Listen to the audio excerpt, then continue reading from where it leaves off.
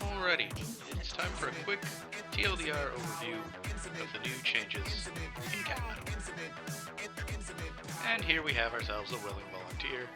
Let's go take a look at the trouble he's gotten himself into. As you can see, it's quite a bit.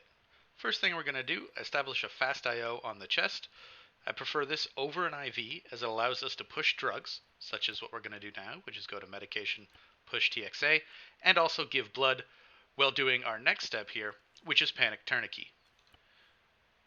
So the reason we're doing the TXA before the panic tourniquet is the TXA acts as essentially a second free pair of hands for us, and it's going to start applying bandaging at quick clot levels to all of his open wounds. You may have seen his leg there went blue, and that's the TXA doing its magic. Once we've got a tourniquet on every limb, now we're going to start working on these chest and head wounds because we can't tourniquet those. And there you have it. The bleeding has currently stopped. Anything that's head and neck is taken care of. TXA has done a lot of the other work for us, but anything with a tourniquet we don't have to worry about right now. So now, looking at this, we know he's lost a large amount of blood. Let's start getting blood rolling, because it's going to take some time, and we're going to need a corrected pressure at some point on this guy. Now that our blood's running, the next thing we want to do is take a look at what's going to kill him next, which is going to be that airway. So, we're going to take a look, checking his airway, and we're going to see obstructed, not occluded. If this said obstructed, occluded, you would need to do medical section before you do anything else to clear that occlusion, or you're not going to be able to manage this airway. In this case, he's not occluded, so we do not need medical suction. Our options for treating this guy are now a hyperextension of the head, which may allow us to clear that obstruction, but it's not necessarily going to stay, and if we walk away from this guy, it's going to go away, and in this case, it hasn't even worked. The next option is a gluteal tube or a King LT. Because we're a medic, we're going to go for the King LT. Again, we need to make sure that that is not occluded. If you attempt to insert an airway while it is occluded, it will not work, and it'll give you a tiny little message up here that you probably won't notice. The moment we have that King LT in here, we can go ahead and check that airway, but we're going to see not obstructed, not occluded. So we know his airway is good, and that King's never coming out until he regains consciousness, so his airway is done. We're fixed on that point. Now the next thing you can do is either do a little bit of stitching to try and completely fill up this head, or you can do a cardiac arrest management. On our server, it really doesn't matter which one you do, because our cardiac arrest timeout is probably long enough that you're going to have some time, unless you just came across this guy and he's been on the brink for a while. In this case, I'm going to do the cardiac arrest management, and I'm going to pop on the monitoring vitals just for the point of seeing this video. You could just do a check pulse, but I want to be able to see the vitals throughout this video. So we're going to do the AEDX defibrillator, and on this server, we've got a 90% success rate on this thing, so likely we're going to hit him once with it, and we're going to see a heart rate and a blood pressure. Now what we're going to do is he's got a heart rate. Quick Clot has still got everything else that we didn't bandaged. We're going to go ahead and use our surgical kit here. And if you need to stop because you hear something off in your X monitor, or for whatever reason you need to take a break from stitching, stop in 5-second intervals, because the second that 5-second period finishes, something else has been stitched. So if you stop at 46 seconds, you've wasted 4 seconds there. If you stop at 45, you're good to go. Whatever you were doing just finished up. And you should actually see blood starting to be removed from his body here. And there you have it. He's stitched, and in this case, he's actually pretty stable. He needs some more blood, and if we were to just leave him with this blood, then he'd be good to go. He would probably wake up on his own, and we can pull these tourniquets off. So with him, we have a second option.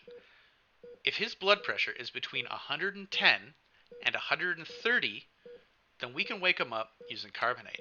Now you'll see his blood pressure's just ticked up a little bit. It's now 131, and carbonate's not going to work for us. We have two options of how to deal with that problem. Option 1,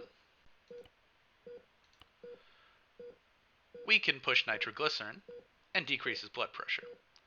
Option 2, we can push atropine, and we'll probably see that heart rate wait. But in this case, he's already come back down to that 130 on his own. So we're just going to go to his head. We're going to use carbonate, and we'll see him wake up here. And there you go.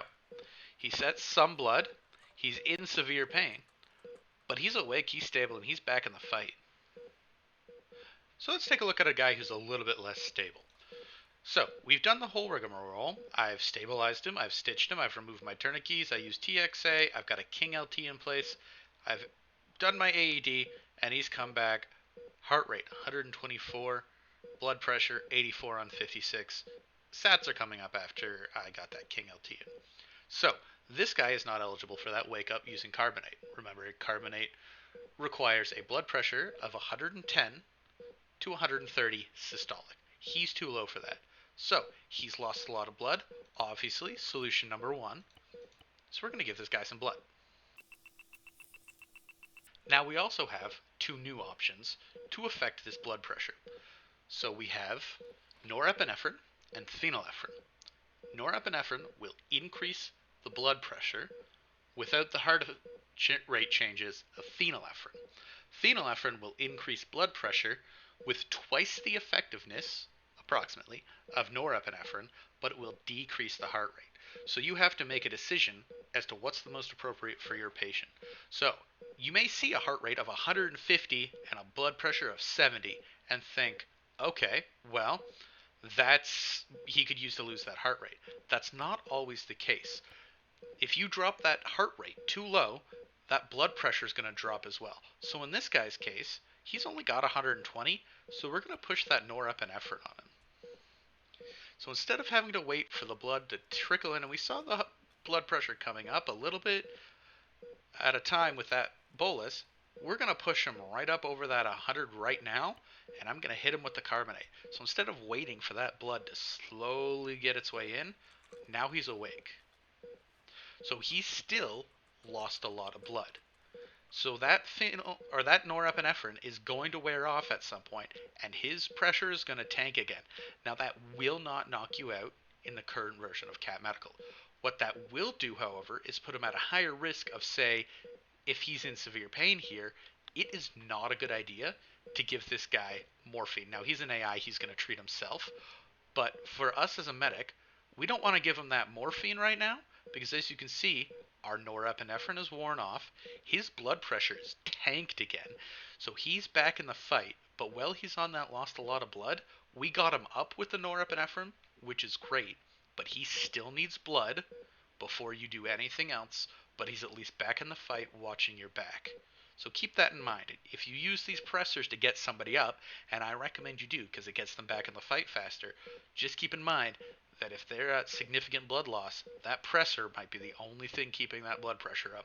So you want to keep an eye on that and still deal with their blood loss. Just because you fix their blood pressure for a little bit doesn't mean you can say you're good with a lot of blood loss. This guy's going to need more blood than the 300 we've got going into him here to get him to a stable place back in this fight.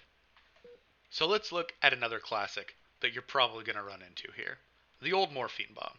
So, I've got my friend here who's volunteered, and we're going to give him the classic Morphine Bomb. So any more than 1 morphine in a 2-minute period is likely to knock him out. We'll hit him with 3 because I think it's more fun that way. And while we're waiting for that to take effect, I'm going to pop on the vital sign monitor. And you'll see his vital signs are absolutely tanking from all that morphine, and any moment now, we're going to see him lose consciousness from the classic Morphine Bomb. There he goes. So, step number 1. You're going to look at the activity log and say, oh man, this guy's been morphine bombed. We're going to go to his head, we're going to go to medications, we're going to use naloxone, and it takes 1 naloxone to counter 1 morphine. So, we see in the activity log that he's had 3 morphines, all within the same minute, so we're going to hit him with 3 naloxone. Alright, those 3 morphines are out of the system, heart rate, still gone. So we still have to deal with that. The naloxone isn't going to do it for us. So in this case, we're going to use the AED defibrillator with that 90% success rate, but you could use CPR. Boom, there we go. Stable blood pressure, stable heart rate, and so we have the option of waking him up using carbonate, or in this case, he's pretty stable now that we've reduced those effects, so we can probably hit him with a reorient. Any patient with less than some blood loss, so that's no blood loss or lost some blood or better, and a heart rate between 70 and 100 can be woken up using a reorient patient. So this is perfect for use in morphine bombs. And if you remember that first guy we treated, we actually probably could have hit him with a reorient as well and saved yourself a carbonate. But there you go. Just that fast, we've reversed a morphine bomb. So there you have it. A quick overview of the new medications added in the cat pharmacy update within the context of generally our server, but probably applicable anywhere else. Quick overview of the stuff we looked at. We've got TXA, which works as a second set of hands in the background to bandage patients with the equivalent effectiveness of quick clot while you're doing other tasks. We looked at the two pressors, norepinephrine and phenylephrine, and talked about when to use which one from the other. And then we've got a couple of other new drugs. So we've got the atropine, that'll increase the heart rate, which reverses bradycardia. We've got adenosine, which acts essentially as a counter to the normal epinephrine by decreasing the heart rate, which will have a minimal impact on decreasing the blood pressure as well. We've got the carbonate, which will wake up any patient with a systolic blood pressure of 110 to 130. We've got the classic epinephrine from base Ace Medical, which will increase heart rate and blood pressure to a lesser degree than the pressures we had. But it also comes with that passive wake-up chance if, say, you're out of carbonate and you want to leave the patient because they're fairly stable. We've got the naloxone, which is a 1-to-1 reversal of morphine. And then we've got reorientation, which again isn't a drug, but it's kind of like the poor man's carbonate, requiring a heart rate of 70 to 100 and better than lost some blood or better. Infinite power.